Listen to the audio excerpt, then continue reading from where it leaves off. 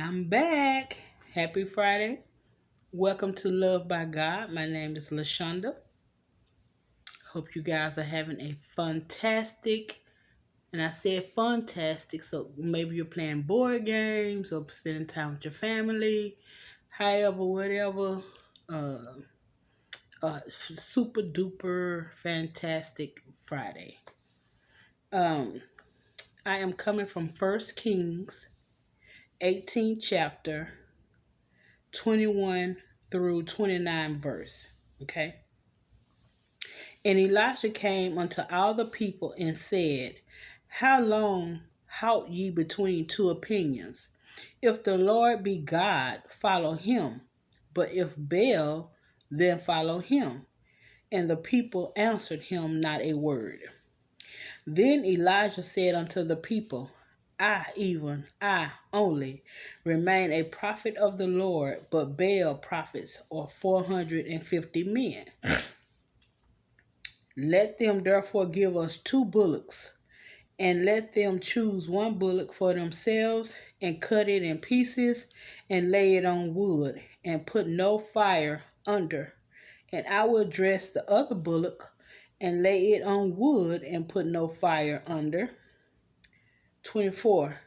And call ye on the name of your gods, and I will call on the name of the Lord. And the God that answered by fire, let him be God. And all the people answered and said, It is well spoken. So they agreed. And Elijah said unto the prophets of Baal, Choose you 1 bullock for yourselves, and dress it first, for ye are many, and call on the name of your gods with an S, but put no fire under. 26.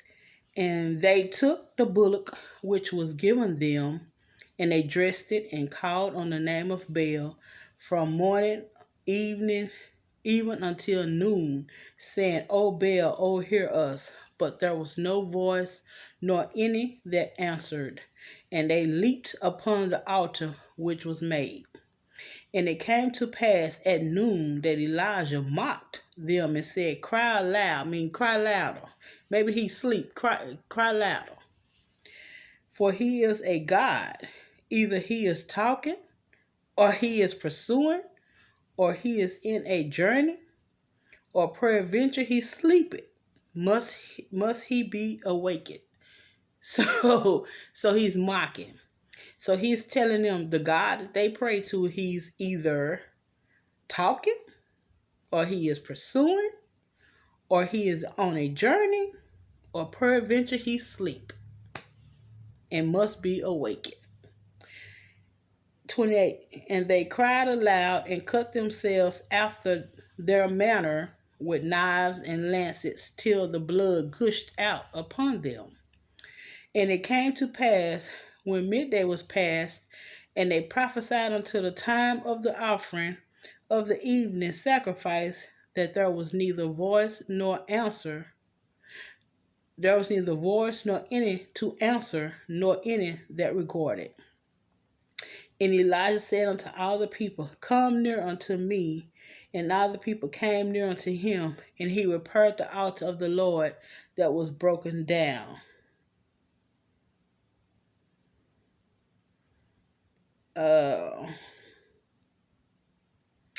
And it goes on to say, that God answered by fire and water, right? And so I love how he was telling them, hey, cry a little louder, because maybe, your God is asleep. Maybe he's talking to somebody and he got to get back with you. Like if you call and you're like, hey, I'm busy, leave your name and number, and maybe perhaps a message at the end of the beep, and I will get back with you. Right? Basically, that's what he's saying. He busy or he on a journey, that would be horrible if God decided to go on a trip and I'm in a panic, right? Oh, are you talking? Cause do you all remember, like, when you were growing up, how if your mom was talking to someone grown, how you better not dare to interrupt, you know, or you better wait until they were through talking before you say something or whatever. Can you imagine God standing there talking to somebody for days upon days at a time, and you're like,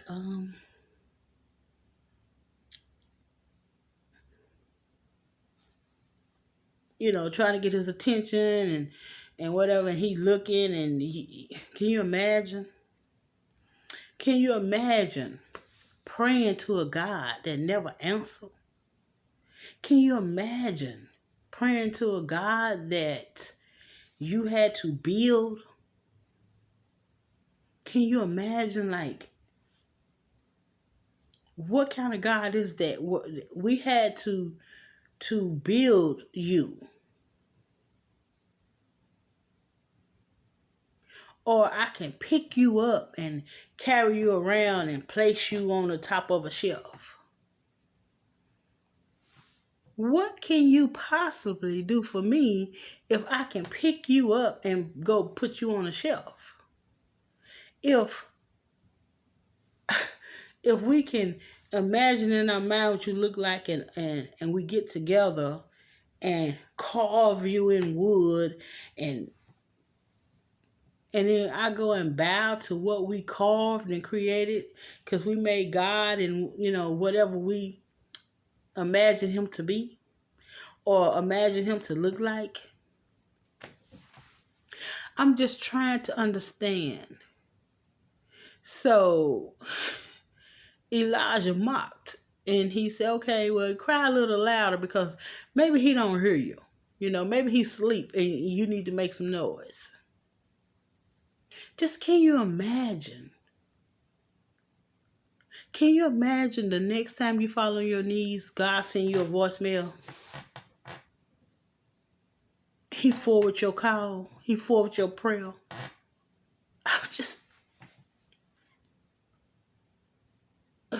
My mind is blown thinking of that. Like, the very next time you go hit your knees, you hear a doo-doo-doo. I'm sorry, the person you have called is not accepting phone calls right now. Or you hear at the sound of the beep, please leave your... It is not funny, but think about it.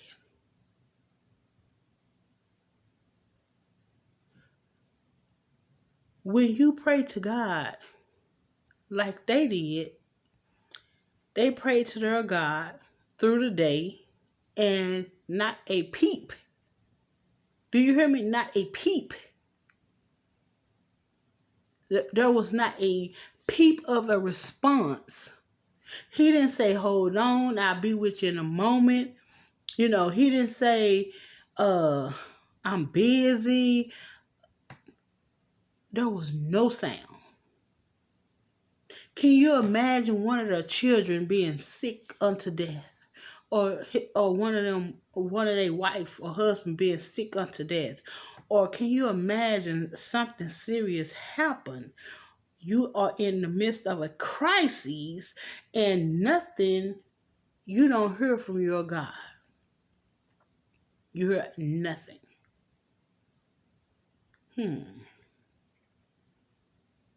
Could you serve a God like that? I couldn't. In my distress, I cried up unto the Lord, and he heard me.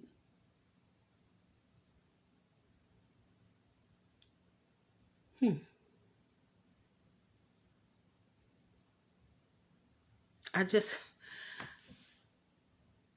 a thought. Because when you walk up right before the Lord, every time you come before his presence, your prayers are going up before him. Your presence. He not only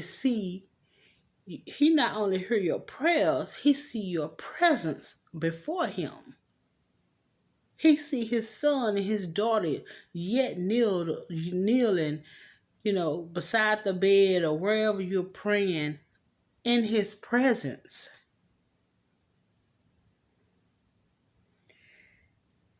And he answered by fire and water.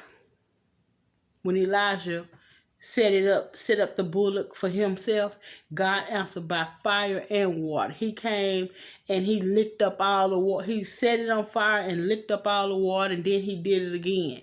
He answered by fire and water. And he asked him, how long will ye halt between two opinions? So everybody who saw that Baal did not answer, and then when they saw that Elijah did the same thing and God answered by fire and water, you would be crazy at that point to not see who is the true and living God. Because there's only one true and living God. And that's the one who answered by fire and water. Do you hear me? The God that answered by fire and water. The same God that when you hit them knees and you're like, God, I'm in a jam. Because God knows when we put ourselves in those jams. He knows that we put ourselves in many, many situations. Even though he bailed us out, he knows we put ourselves in those situations.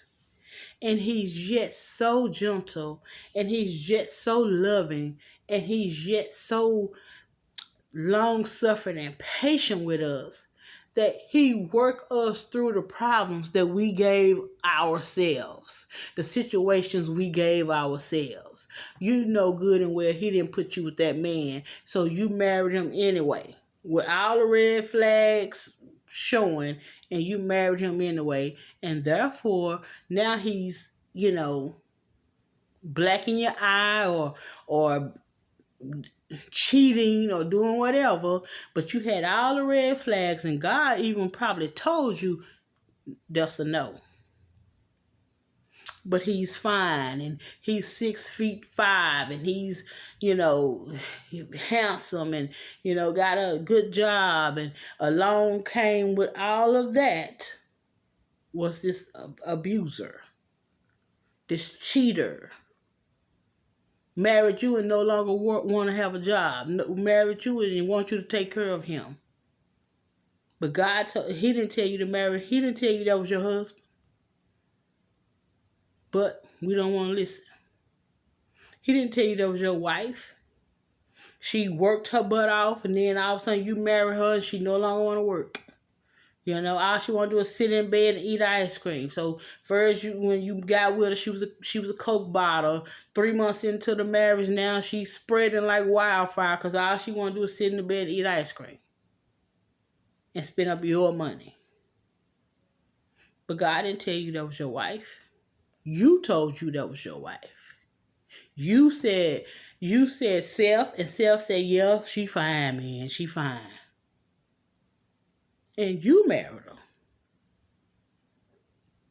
And you want God to come fix it. You want him to fix it. We get ourselves in these situations that God didn't put us in, but we want him to come and get us out. And just like a father, he comes and he helps us out in the situation.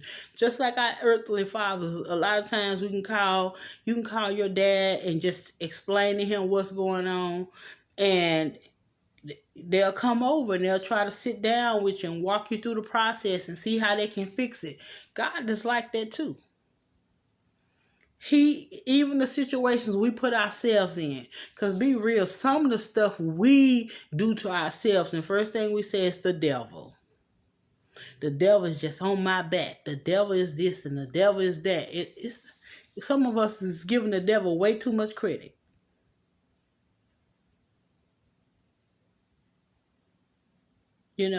I'm definitely gonna I was thinking about doing a video on because I've been married before. I'm not married now because my husband passed away, but on a virtuous woman. And also, if you're a man seeking, like or you husband material, because it's a marriage is two people. It's two people. But I'm not going to get off on that. That's just a video I'm planning in the future. I'm going to do a series on it because I've been there and done that. And again, when you marry somebody that God don't give you, sometimes you still get a good man. Sometimes you still get a good woman. But sometimes you don't. Sometimes you get a nightmare. The best thing about that whole marriage was the wedding. And that's just real talk. Because we have to be real with people, right? I'm going to tell you like this. I don't sugarcoat sugarcoat grown people. With a child, you chew it up and feed them. Grown people, there is no reason I have to chew your food for you in order for you to eat it. That's just... We put ourselves in these predicaments and we want God to hurry up, God, and he like, you did it. I can fix it, but you did it. And I'm sure there's a lot of situations he have taken us out of, right? That we put ourselves in. And it wasn't to benefit us, And sometimes God threw a diversion in there just so you can, because I'm one of those people, if I see something ain't going right, it's going to be a hurdle or something, I'm like, you know what, let me step back a little bit and think about it. But everybody don't think like that. Some people be like, oh, that's just, things happen. Anywho, so I don't want to get off on that. This video is strictly about, this video is about Elijah. And Elijah served the God that answered by fire and water, right? And the true and living God. When you can answer by fire and water, you're the true and living God. And if you're not serving a true and living God, a God that can show up in your situations, a God that is strong and mighty, a God that is mighty in battle, you might want to switch teams. Because the superhero in my story is Jesus. He's my superhero. Right? You know how there's Batman, with Batman you turn on you go flash the bat light or whatever, and that's for him to know that there's trouble. See, with Jesus, you just go get on your knees, and my 911, my SOS is my prayer. And if I needed quickly, I could just say help, and no more words to be said, or I could just say Jesus. Do you know he understand? He understood the urgency in my Jesus. He understood that. I didn't have to flash the lights for the SOS like they do in Batman. They go cut on the light and he see it from a distance, the bat light, and he know he need to come and rescue the town or rescue something.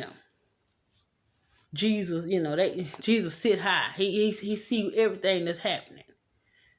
And to the bottom of my soul, I believe like he's already on the way. When he see the trouble is coming to my door, he's already on his way to meet the trouble. The God that answered by fire and water. If your God is not answering your prayers, if your God is not answering, talking to you, if he's talking, if he's on a trip, or if he's God, forbids, if he is asleep and you are in desperate need of safety, you are in desperate need of health, you are in desperate need of protection, you are in desperate need of whatever, and your God is asleep, something's wrong. Because my God, he don't sleep nor slumber. The God that answered by fire and water, he don't sleep nor slumber. So, here's a question. Does your God answer? Do your God answer by fire and water, or is he asleep? Leave it in my comments. Is your God asleep? Is he on a journey and he didn't tell you? Did you go on your knees and he sent you the voicemail? Let me know. My name is LaShonda. This is Love by God. And please like, comment, and subscribe.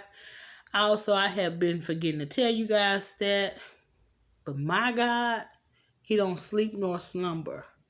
And he can talk to me and you and you and you and you and you and you and you at the same time. He's awesome. And also, he's in yesterday, he's in today, and he's in tomorrow. That's the God I serve. See, I can't pick him up and put him on the shelf.